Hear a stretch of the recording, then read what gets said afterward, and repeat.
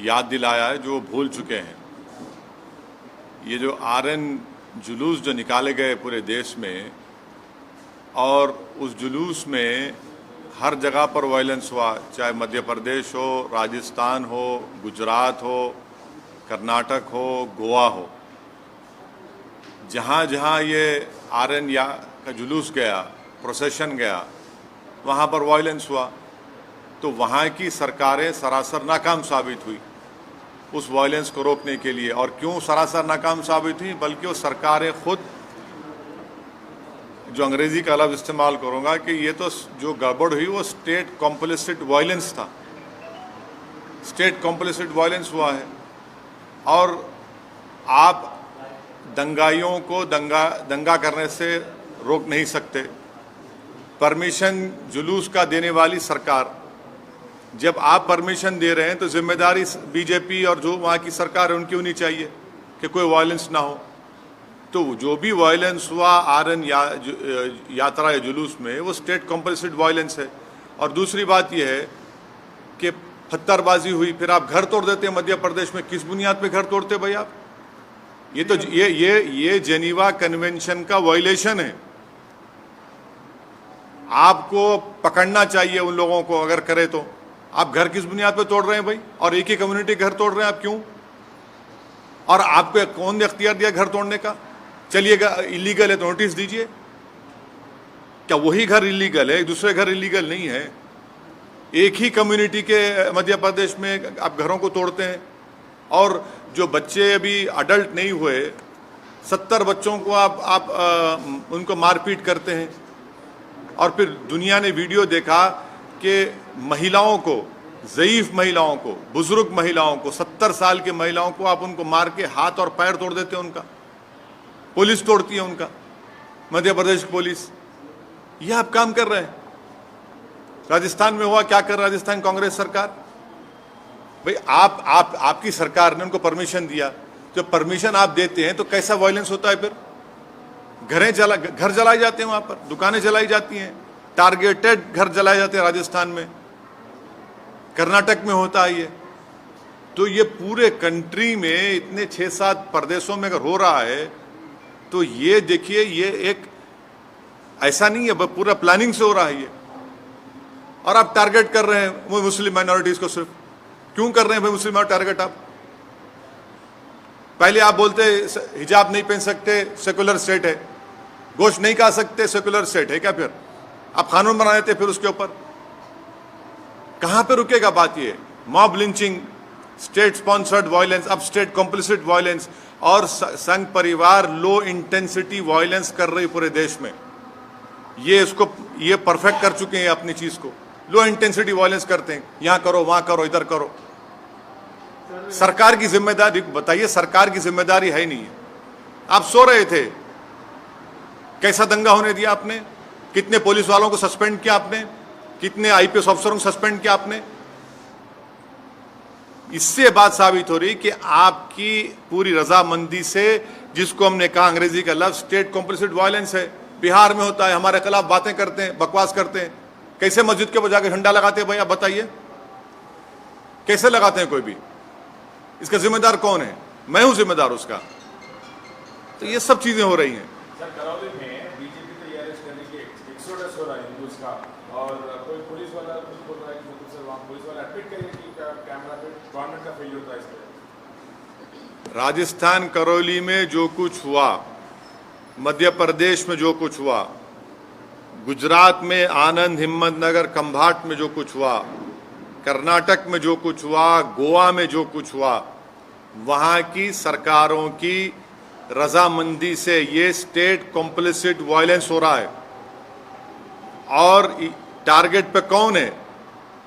कौन उस प्रोसेशन का परमिशन देता है? सरकार देती है। तो सरकार जब देती है तो सरकार कैसे वायलेंस होने देती है वहां पर? और फिर मध्य प्रदेश में, राजस्थान में घर जलाए जाते हैं, दुकानें जलाई जाती हैं, और मध्य प्रदेश घर तोड़ते हैं।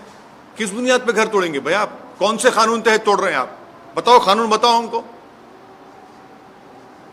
और आप मासूम बच्चों को, 13-14 साल के बच्चों को पकड़ के पीटते हैं, मारते हैं, रोड पर लटाकर उनको। सर ये बताइए, रामनवमी के दिन जेएनयू में एक ये मटन नहीं खाना या नॉनवेज नहीं, आस्था के लिए आस्था मेरी आस्था नहीं है क्या? मेरी आस्था भी है हिजाब पहनना, मेरी आस्था नहीं है। तो आप एक काम करिए ना, फिर जितना एक्सपोर्ट होता है गोश्त उस दौरान में बैन करिए इंडिया में। मैंने गोश्त का एक्सपोर्ट आप बैन नहीं करेंगे क्योंकि आपको डॉलर मिलते हैं, और वो जो मासूम बेचारा जो दिन में 100 रुपये 200 रुपये कमाता, उसके कारोबार को आप लगाते हैं। आस्था की बुनियाद पर देश चलेगा या संविधान के ऊपर चलेगा? बता दीजिए आप। फिर मेरी आस्था क्या क्या होगा बताइए? मेरी आस्था भी है रमजान है, फिर शराब की दुकानें क्यों खुली पड़ी हुई है? क्या देश संविधान से चलेगा या आस्था पे चलेगा? आप यानी आपकी आस्था सबसे इंपॉर्टेंट है और दूसरों की आस्था क्या भाड़ में जाए। आपने हिजाब की बात की तो कहा नहीं भाई यूनिफॉर्म है, फिर यहां पर यूनिवर्सिटी में क्या गोश्त खाना क्या आस्था आ गया? कहां से देश कौन सी राह पे जा रहा है? बीजेपी को, संघ परिवार को हम शुरू से कह रहे हैं कि जिस राह पे आप इस देश को लेकर जा रहे हैं इससे देश कमजोर हो, और देश कमजोर हो रहा है। ये सरकार की जिम्मेदारी है। आरएसएस कहाँ से सर? आप हाँ, आप आरएसएस को नहीं जानते, हम जानते हैं ना। आरएसएस का स्टेट वायलेंस बोल रहे हैं। आपको हम बोलेंगे किताब पढ़ो, we our nation defined bunch of thoughts. ये 2 किताबें आप पढ़ लो जिसमें आरएसएस के उस वक्त के सर संचालक खुद कह रहे हैं कि जब जुलूस निकलता था तो मैं बाजा बजाता था बोल के।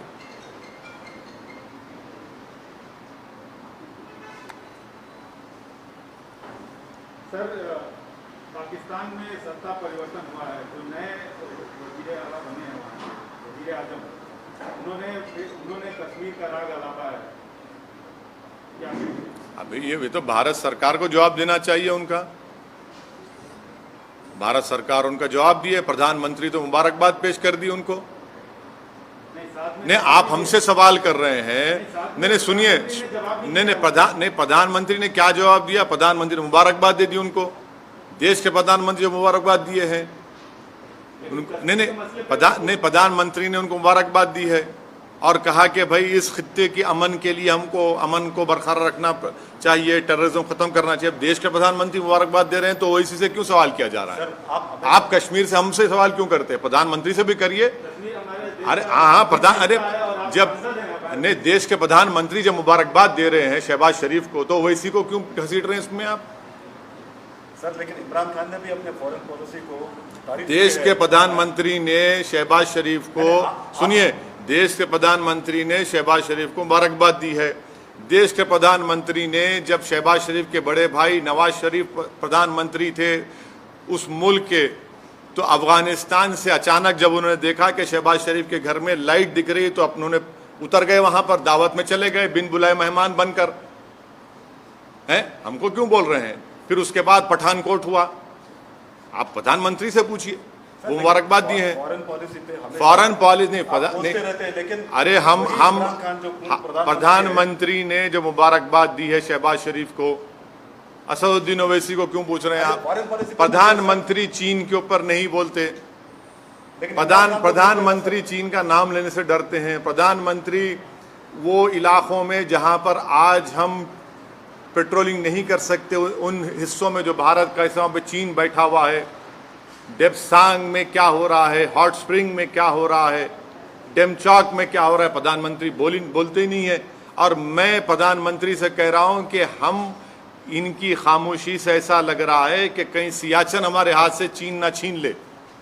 ये खतरा है देश के लिए। सर, हम आपसे सवाल इसलिए पूछ रहे हैं कि पाकिस्तान के वज़ीर आज़म ने कश्मीर की बात उठाई और कश्मीर के कई मसलों पर आप सरकार को घेरते रहे हैं। जब देश के प्रधानमंत्री चीन पर नहीं बोलकर शहबाज शरीफ को मुबारकबाद देते हैं तो ये सवाल देश के प्रधानमंत्री से पूछा जाना चाहिए, असदुद्दीन ओवैसी से नहीं।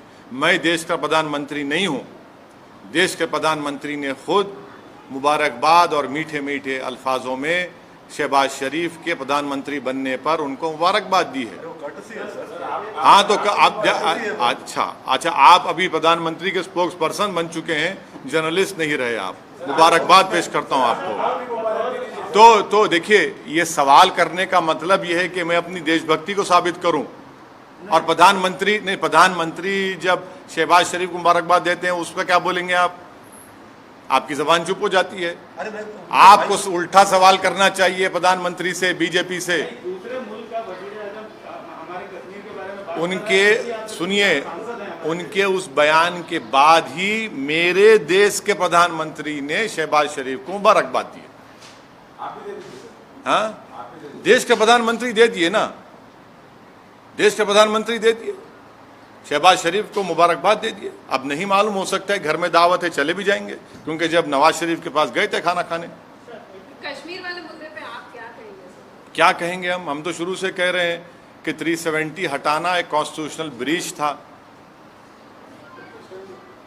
बोलिए आशीष साहब। Sir, 2014 onwards, we have witnessed more justice kind of incident, which witnessed now reaching several of certain persons who are yet to proven guilty or accused in court. Sir, इसमें You see, this is clearly a state complicit violence, number one. Secondly, this is a collective punishment being given to one particular community. Third, this is a grave violation of Geneva Convention. Fourth, under what law the government of Madhya Pradesh has demolished houses of the Muslim community. Fifth, if they were illegally built, you cannot arbitrarily demolish any house. You have to give a notice. Sixth, you can regularize those houses. Seventh, it clearly shows their biased attitude of the Madhya Pradesh BJP's chief minister and his government towards the Muslim minority, because it is a state complicit violence. Earlier it was state sponsored, then it was mob lynching, now it is state complicit violence, and they have failed in protecting the properties and the life of a particular Muslim minority community. And the last point which I want the people of India to remember, how is it that the old Muslim women were assaulted? 70-year-old Muslim women, their elbows were broken, their heads were smashed. Who did this? It is the Madhya Pradesh police. What justification does the BJP government has towards this attitude? Almost similar kind of violence we have witnessed in Rajasthan also. Yes, it is. Yes, in what has happened in Rajasthan, Karoli is equally condemnable. Targeted violence has taken place. The Congress government of Rajasthan has supported this state complicit violence. They were the ones who gave the procession permission for RN procession. It is their responsibility, constitutional responsibility, to protect life and limb and to maintain peace, which the Congress government has utterly failed. And it is their responsibility, and whatever violence has taken place, it is the responsibility of Rajasthan-led Ashok Gehlot government. Jharkhand also witnessed such a similar. Yes, not only Jharkhand, even Karnataka, even Goa, even Karnataka. This RN procession permissions were given by the respective state governments, and they have utterly failed in controlling and stopping this violence. There are certain states where we are expecting those states are going for assembly polls. That is not the issue. The issue is that you have to discharge your constitutional responsibility, which these respective state governments have completely failed. This is what I call state complicit violence. And once again, the Muslim community has been targeted in what happened in all these states in this RN procession. Sir, Shivraj Singh Chouhan ने bulldozer चलवाए, आप कह रहे हैं Muslim community को target कर रहे हो क्या? बिल्कुल। कौन से कानून के तहत आप बुलडोजर चला रहे हैं बताइए? इलीगल कब्जा था तो आप नोटिस क्यों नहीं देते? क्या इलीगल कब्जा सिर्फ मुसलमानों का है, दूसरे लोगों का इलीगल कब्जा नहीं है? बड़े बड़े जो बिल्डिंग खड़ी हुई हैं, चाहे किसी भी हो, उसका नहीं है। अगर आप इलीगल है तो आप नोटिस दो उनको या रेगुलाइज करो उनको। एक गरीब का टीन का शेड तोड़कर आपको कौन सी खुशी मिल रही है? ये तो सैडिस्टिक प्लेजर ले रहे हैं आप इन चीजों को कर आप मॉब रूल कर रहे हैं आप। BJP is calling it as exodus. What do you want to say? BJP Which is calling it as where Rajasthan and what happened to the violence? If exodus is happening, then what is the Congress-led Ashok Gehlot government doing? How is it that targeted shops were targeted and they were burned? I can show you videos of targeted burning of shops in Rajasthan, Karoli. It is that government has failed in controlling the violence, and the Sangh Parivar has mastered this art of low intensity violence.